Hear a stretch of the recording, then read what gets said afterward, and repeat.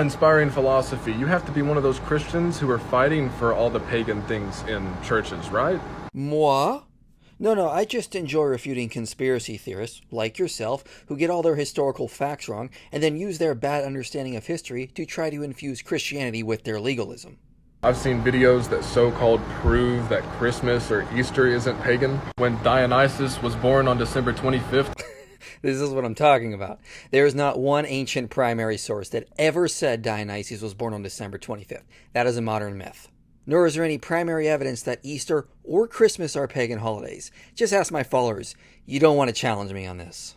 Because churches need to take the steeples off their churches. Oh my goodness, are you seriously going to try to argue that church steeples are pagan? The word Asherah is actually mistranslated in the King James Version of the Bible. In the Strong's Concordance, it appears as a symbol of a goddess, a sacred tree or pole set up near an altar. Yeah, that's not a church steeple. That's a specific type of symbol set up for the goddess Asherah. Deuteronomy 16:22, we find this warning. Neither shall ye set up a pillar, which Yahuwah your Elohim hates. I'm not sure if you're aware, but church steeples are not sacred pillars. And that verse specifically says you cannot set up a sacred pillar that God hates. It's not a prohibition against all pillars. Which should be obvious, because Jacob set up pillars to honor God, which were considered good. The tabernacle involved pillars. The type of pillars that are outlawed in Deuteronomy 16 are pillars that God hates. Namely, those that are involved in the worship of Asherah or other pagan deities, not pillars set up to honor him.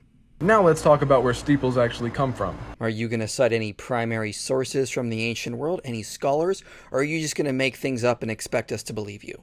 This is the first steeple ever, which is actually an Egyptian obelisk which was brought from Cairo, Egypt by Caesar. As I suspected, you have no sources and you're just making things up. Nobody calls this a church steeple or says that church steeples are based off of obelisks. In 1586, Pope Sixtus rededicated it as a symbol of humanity reaching up to Christ. The pagan dedications were replaced and a cross was added. You can read about this in a real scholarly source.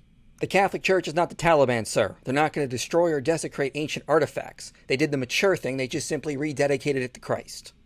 And of course, there are no scholars that say church steeples came from obelisks. If you want to show that, you actually have to use evidence. You just can't do it based on mere associations. This is called an association fallacy, and it's the exact same logic uninformed New Age conspiracy theorists use when it comes to the Christian cross when they try to claim it came from the Egyptian Ankh. You're using the exact same absurd reasoning he is using by simply saying, well, it looks similar enough, therefore they must be connected. This is an Asherah. There is not an Egyptologist alive that would say an obelisk is an Asherah pole.